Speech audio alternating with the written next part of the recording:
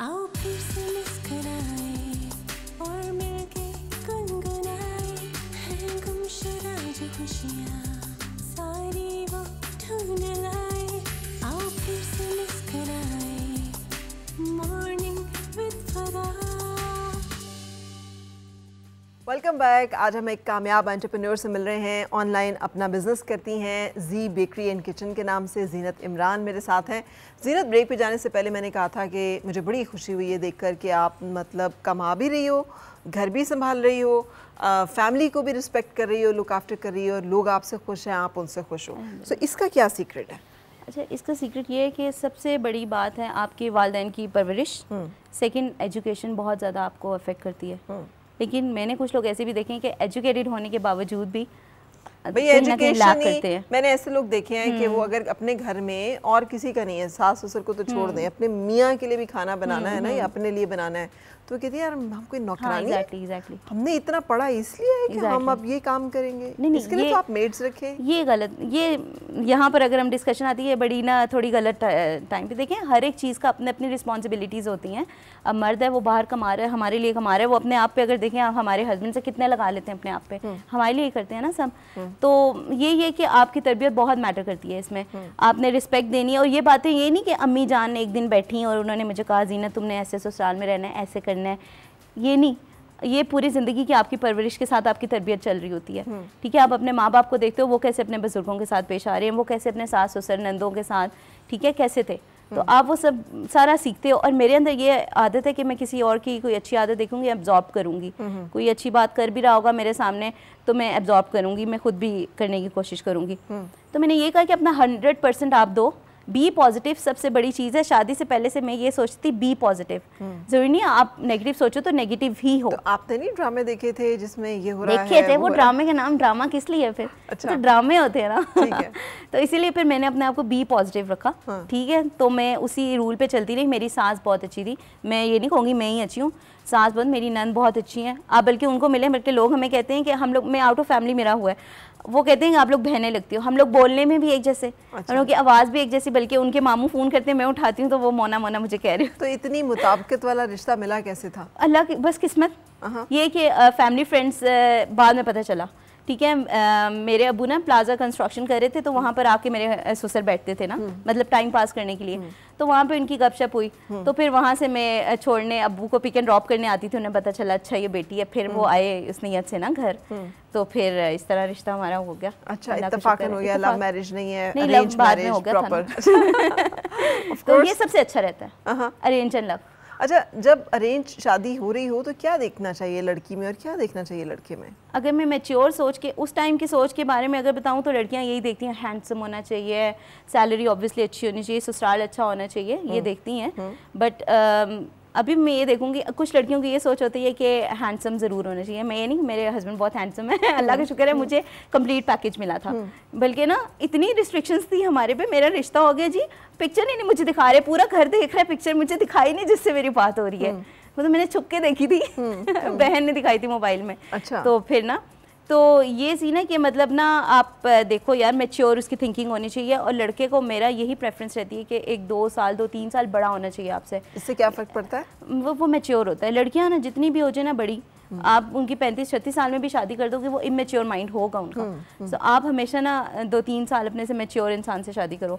और ये बात नहीं कि आपका रिश्ता बहुत सीरियस होगा, फिर आप फ्रेंड्स बन के रहते हो, बट मैच्योरिटी लड़के में होती है, जो कि लड़की को कंट्रोल कर लेता है। अच्छा, वेरी गुड। सो लड़की को कंट्रोल हो जाना चाहिए, प्यार से हो जाता है। ठीक है, जब आपके अंदर बॉन्डिंग होगी अच्छी, अच्छा आपका रिलेशनशिप जाएगा ना, तो सब कुछ आपका बगैर, मतलब वो आपकी बात समझेगा बगैर कुछ कहे, मतलब आपके एक्सप्रेशन से ही समझेगा और आप उनकी समझ जाओगे। अच्छा, और ससुराल को विन करने का क्या तरीका है? मैं 100% रहो, जो हो वही रहो, प्योर रहो, बनने की कोशिश नहीं करनी चाहिए।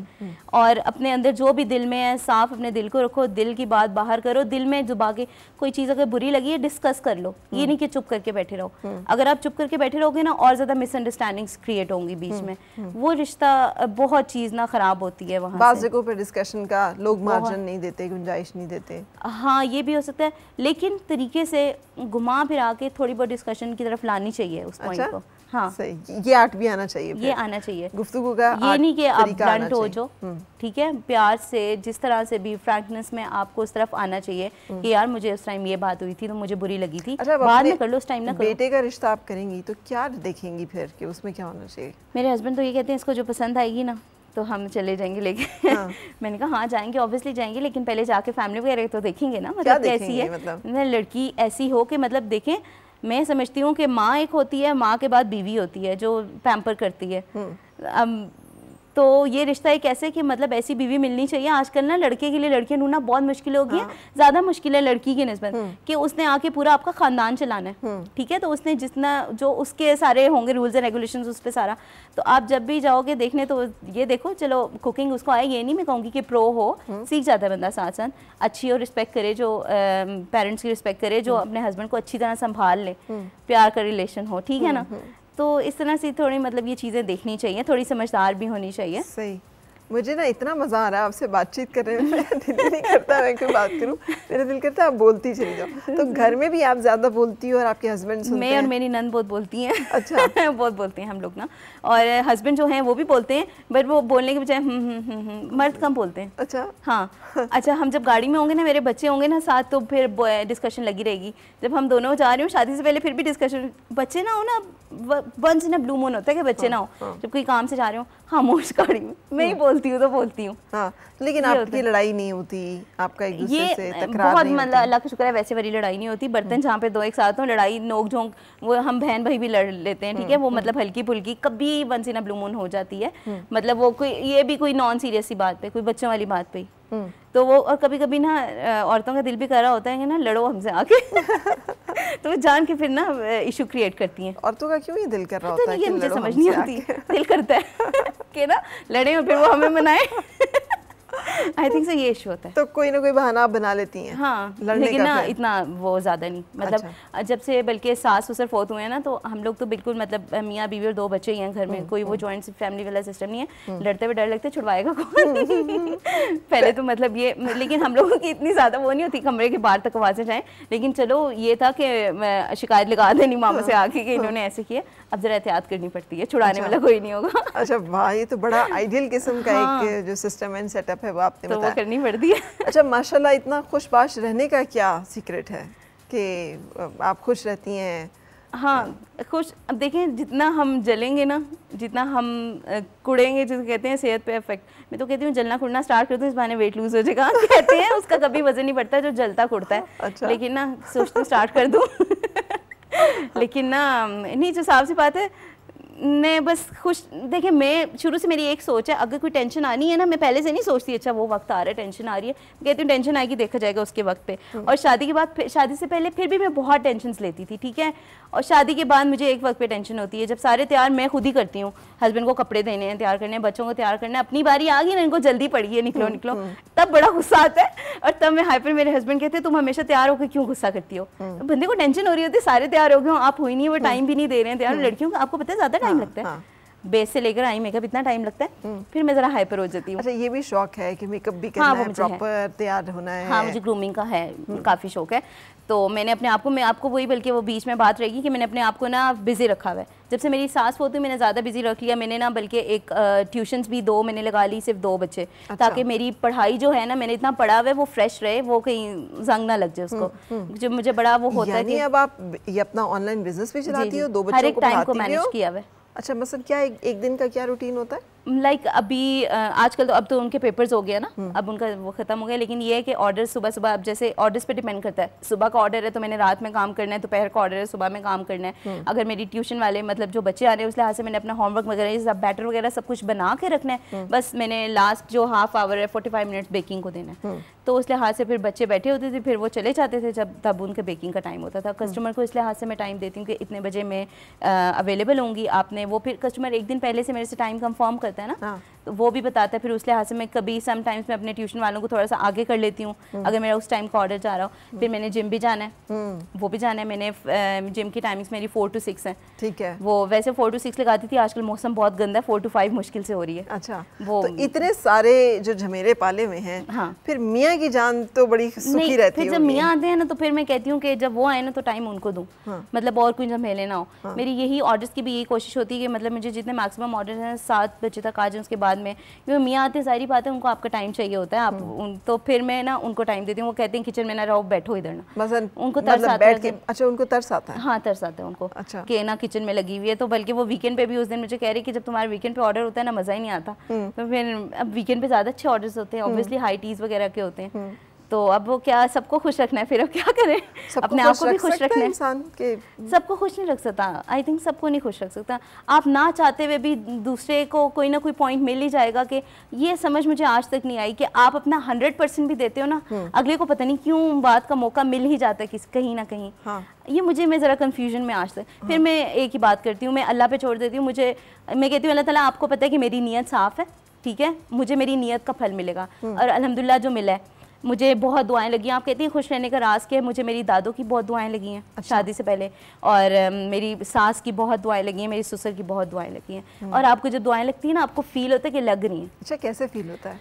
आपको लाइफ में आपको नज़र आता है। हाँ। आप जैसे ही ना, मतलब हर चीज़ में कामयाबी आप फेस करते हो, ठीक है।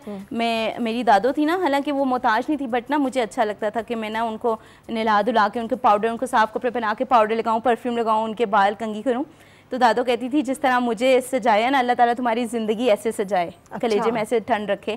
तो अब ना मुझे नज़र आता है कि ज़िंदगी सजती हुई ना। हाँ। ऐसे सबसे बड़ी ब्लेसिंग आपको अपने हस्बैंड के रूप में नज़र आती है। हाँ। कि आपके हस्बैंड, आपका ससुराल, आपके इन लॉज कैसे हैं। अच्छी, शुरू से अम्मी कहती थी कदरदान लोग मिले, तो अल्लाह का शुक्र है कदरदान लोग ही मिले। हाँ, ये बड़ी खूबसूरत बात है, ये बहुत अच्छी बात है कि कदरदान लोग मिले। हाँ, कदरदान लोग मिले। कदर नहीं है ना तो आप कर करके थक जाओ, आपको रिकॉर्ड ना मिले तो वहाँ पे आप हर्ट होते हो। फिर बंदा कब तक करेगा ना। हाँ, फिर बंदा थक जाता है। लेकिन मेरी दुआ है इसी तरह खुशबाश रहो, हंसती मुस्कुराती रहो। और वो दादी क्या देती थी कि जिंदगी क्या सजरी संवरी रहे, तुम्हारी जिंदगी ऐसे ही सजे संवारे अल्लाह ताला ऐसे। बहुत ही अच्छा लगा भाई बातें करने का, मुझे इतना लुत्फ आया है। बड़े ज़माने के बाद मैंने एक जिंदा दिल खातून जो है उससे गुफ्तगू को एंजॉय किया। और मेरा ख्याल है हाथ में जायका भी इसी तरह से होता है। हाँ बिल्कुल, ये जो नीयत आप शौक से पकाओ, नीयत आपकी साफ होनी चाहिए। ऑल डिपेंड्स ऑन योर नीयत।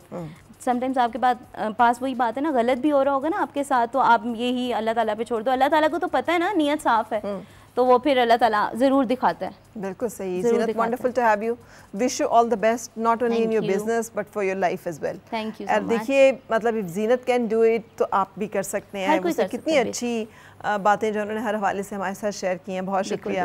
और इजाज़त लेने का वक्त हो गया आप सबसे। ये जाने से पहले आपको मैं ज़रूर अपने चिकाऊंगी। ये क्या चीज़ है? ये chicken cheese stuffed dinner rolls हैं, one of the hot selling items हैं। Chicken cheese stuffed dinner rolls, इतना लंबा नाम।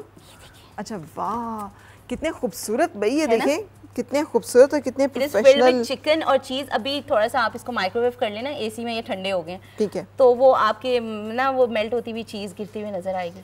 वाह, मुझे दुआएं देंगे। अच्छा एक्सप्लेन किया है ज़ीनत ने इस वक्त। तो जब आपको ऑर्डर आता है आप इसी तरह इन्हें पैक करके तो आप ये मेरा है 6 की पैकिंग है ना, 6 की पैकिंग होती है, मिनिमम 4 की होती है, 6 की पैकिंग है या 12 की, पर डिपेंड्स ऑन ऑर्डर जो जितना करना चाहे। बिल्कुल सही, थैंक यू सो मच ज़ीनत, शुक्रिया। हम अभी से चाय के साथ एंजॉय करेंगे और आपको बहुत दुआएं देंगे डेफिनेटली। तो बहुत दादी की और सास की दुआओं में फिर हमारी भी दुआएं शामिल हो जाएंगी। सही बात है। और कहते हैं मर्द के दिल का रास्ता मैदे से गुजर के जाता है। हाँ, मैदे से होके जाता है, कुछ ऐसे कहते हैं। होता है, डिपेंड करता है कि कितना वो फूडी है, कितना शौकीन है। अब वो अच्छा, अब हम लोग होटलिंग करने जाते हैं ना, अब हम सोचते हैं कि हम क्या खाएं, सारा कुछ तो मैं घर में बना लेती हूँ, अब सोचते रहते हैं कि क्या खाएं। तो ना फिर अब यही होता है कि ना ज़्यादातर मतलब मैं फास्ट फूड अपने हाथ का नहीं खाती हूँ ना, पिज़्ज़ा वगैरह नहीं खाती हूँ, मुझे बाहर का मज़ा। अब मेरी नंद ने मेरे से बहुत अच्छी बेकिंग सीख ली, मैं उसके हाथ का पिज़्ज़ा बहुत शौक से खाती हूँ, अपना नहीं खाती। आई थिंक वो अपना बना के आपको मज़ा ही नहीं आता ना, बिल्कुल, तो वो उसके हाथ को बड़े मज़े से खाती हूँ फिर। थैंक यू ज़ीनत अगैन, इजाज़त लेंगे जनाब, ये बातें हमारी तो चलती रहेंगी। सो आप अगर रुखसत भी होंगे तो मुझे यकीन है हम खाना एंजॉय करेंगे और बातें करेंगे। अपना बहुत ख्याल रखिएगा, आपसे फिर मुलाकात होगी। अल्लाह हाफ़िज़। अल्लाह हाफ़िज़।